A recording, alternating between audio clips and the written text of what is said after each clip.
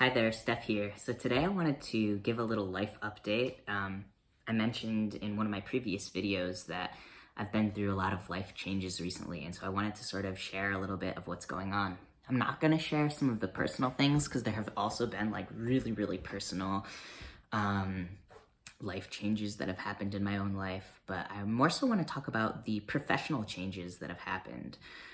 For the past 10 years, I have been working as a recording engineer in world-class recording studios, working with like bigger bands, musicians, and basically around like 3 years ago or so, I started to feel like I wanted to shift out of that world. And the big reason for that was that the bands that I really enjoyed working with the most were these sort of young, up-and-coming bands. And those are also the folks who don't have money to pay.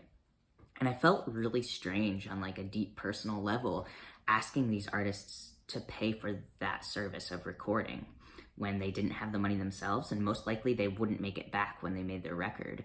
And, I absolutely valued my work and value my work as a recording engineer, and I know that the musicians do as well, but something deeper inside me was telling me that it just didn't feel good, knowing what I wanted to do and then to rely on that for a source of income. So, kind of fast forward a little bit, I moved to New York, and shortly after, I started working, volunteering for an indie record label called Trenderz. And Trenderz is with a Z at the end. And this is a record label that signs Black trans musicians and all different genres. They're really great. You should check it out. Actually, I'll leave a link to Trenderz in the description down below. But I started doing work for them, and slowly my role actually ended up kind of becoming a lot bigger than just recording engineer. We're a really small team, so I ended up becoming an artist manager, and then eventually now the label manager. So I also manage the other managers that work with artists and things like that, as well as like our sort of team outside of the label, different kind of freelancers that we work with. And all of this stuff was really fun and is really fun, very enjoyable, and like fulfilling work, and the musicians are amazing. But I started to realize through working with Trenderz that I really enjoyed teaching. I enjoyed teaching the artists the art of recording. I enjoyed teaching them about the music industry. And that sort of sparked this idea that teaching might be a really good sort of avenue to follow for my career and my source of income. So I was curious about teaching, and I got a job working for The Moth, which is this big podcast nonprofit which emphasizes storytelling. And in my work with The Moth, I was working in their education department and mostly working with other teachers, not students. But by working with other teachers, I really kind of got the inside scoop as to what teaching was all about, the type of attitude that makes a good teacher, the kinds of issues that come up as a teacher. And that just kind of further solidified that like, oh yeah, teaching feels really good to me because I feel like I'd be good at it, and I feel like it would be really fulfilling on like many different levels.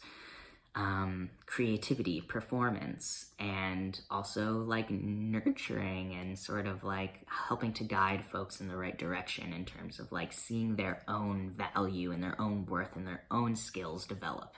I love that. So I actually ended up leaving The Moth because I was laid off due to COVID. So I had a bunch of plans as to like how I was going to move forward into the field of education. And all of those were thwarted by the coronavirus.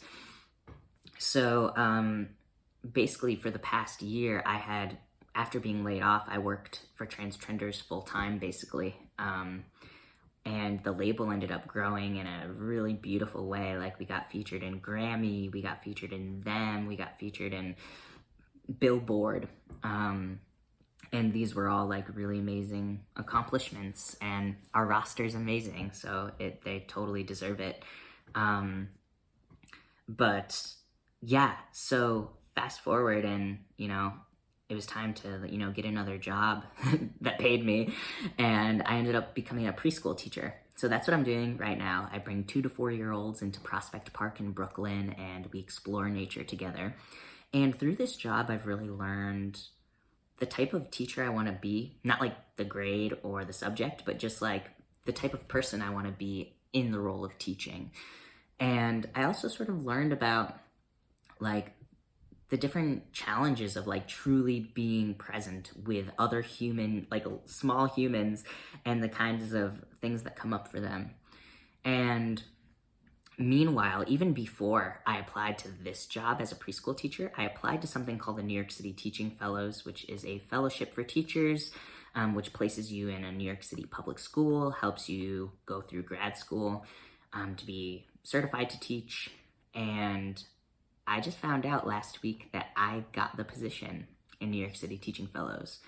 So basically starting later this summer, I'm going to be starting that process, and it's a major shift in my day-to-day life. I'm going to be teaching full-time in a New York City public school as a special ed teacher for 7th through 12th grade, which is like, I've never done anything like that before. And I'm also going to be going to grad school and getting my master's. So it's a really exciting time for me. And navigating it as a trans person has already proven to be like, I'm experiencing challenges that other people don't have to deal with. For example, I have to take the GRE in order to, get accepted into a university to get my master's. And in order to do that, I need to like present them with an ID. Now, I take my GRE tomorrow, and my license expired. That's the one that had a picture that sort of looked like me more. That expired on my birthday a few days ago. So I haven't had time to get a new ID. And I have to go there tomorrow with my passport, where I have long hair, I haven't transitioned yet, and hope that they accept that as a form of ID. Because there is like a little asterisk on their website saying that it has to look like you now. And it's like, well, it doesn't look like me now, and like now I'm in this weird position. So we'll see. I am very excited to move forward into this next step, and it has me curious, like, what are you doing in your professional life right now, and how does your transness show up in that, or like what have you been experiencing?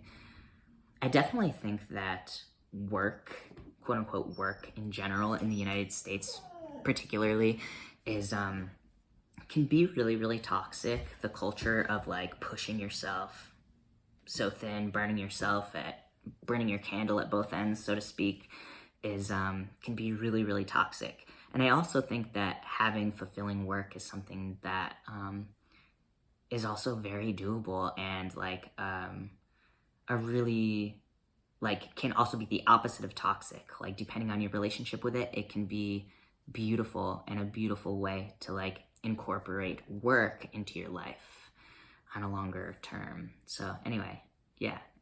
What are you up to? What do you do in the world? And does your transness show up in that at all?